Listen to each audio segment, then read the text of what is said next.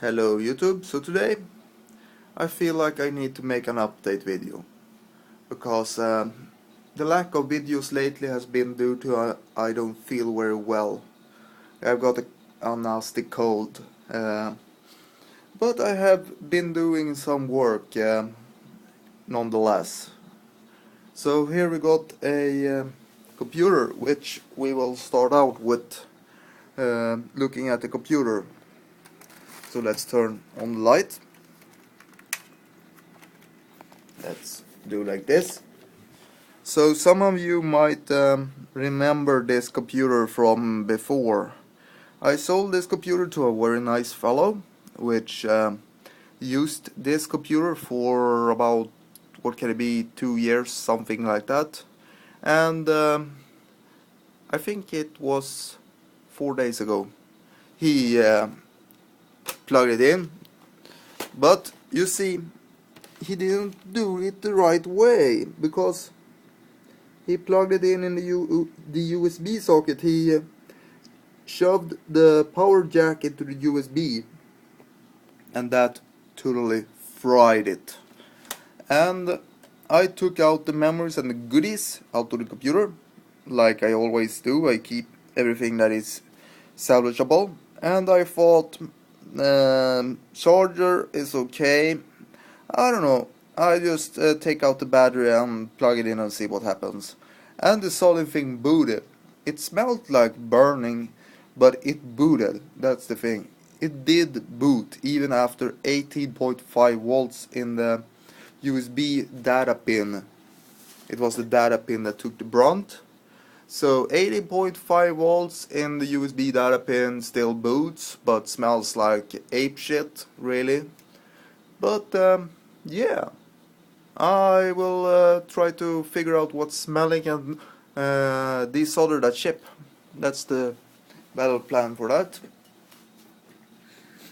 I got a really awesome deal on a cell phone, iPhone 3GS.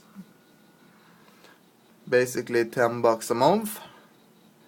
And the awesome thing is that it has 1 gig of free internet full speed, and then it's limited to 368 kilobits. So that will be perfect for my laptop when I'm out and about, when I need this phone, because it's not always I carry the laptop and the phone together. So yeah, and it's also nice to have a backup phone which I can advertise on. The phone number is hidden from the phone catalogs and everything, so that's nice. That's the parts I took out of the HP that burnt, like I said. What's new? Yeah, I went to the flea market and I actually found 2 legit licenses of Windows Vista Ultimate 64 and 32-bit. So you can guess the price. No, not $400. I actually got both for $7.50, so not too bad, not too bad. I got this Netgear adapter, and then I got a D-Link stick. Yeah, that's D-Link over there. I got those for $5, both for $5, so $2.50 each. I also got a computer job to do, reinstall this computer over here, which previous owner says shuts down, but it has been running since 9 PM yesterday, and it's almost 5 PM today, so yeah. I don't think there is a problem really, but I'm gonna install it with Windows XP, because he wanted XP and not Windows Vista like it's on now. And I actually got a serial key for him. Let's see how we can do that. If I hold over here, then you should be able to see it. I got a serial key for him,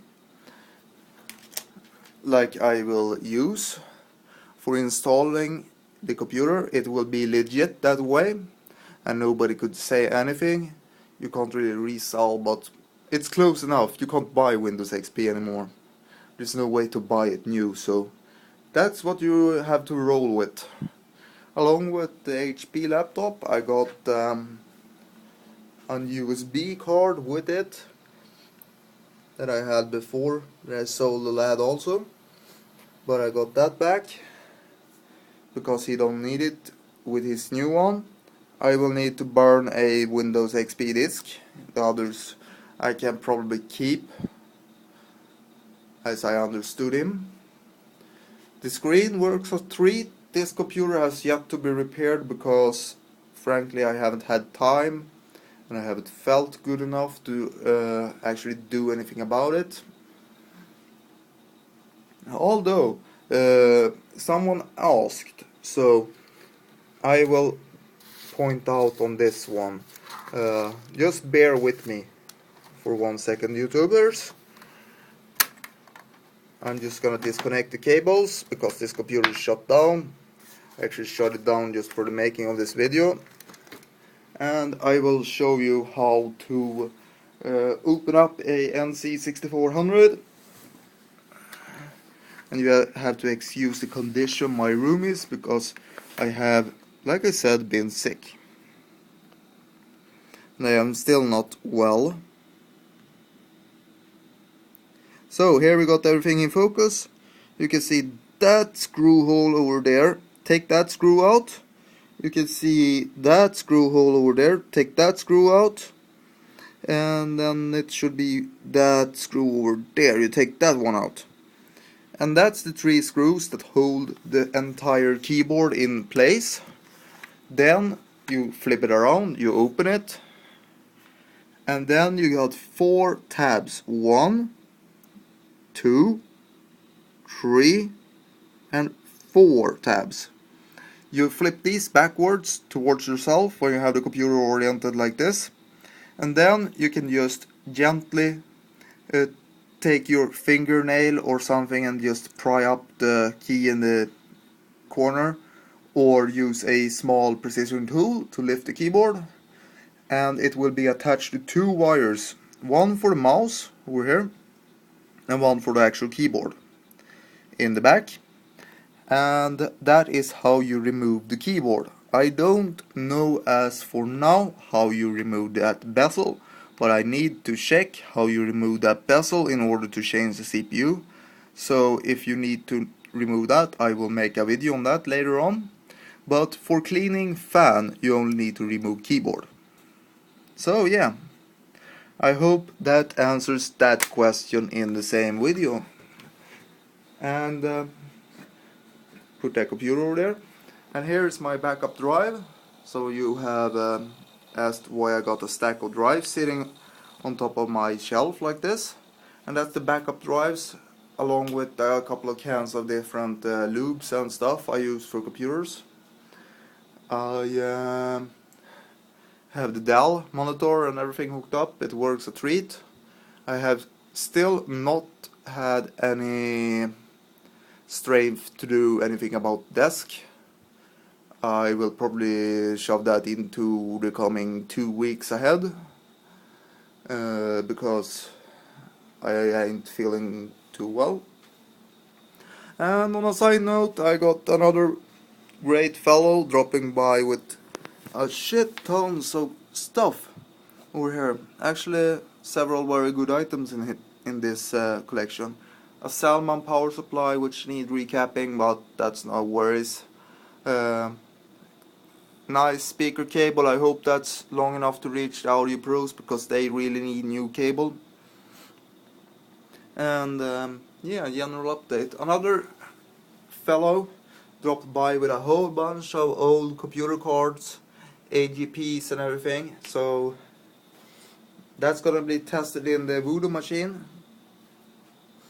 And if that works, great. If not, well, I have a working set of stuff, so yeah.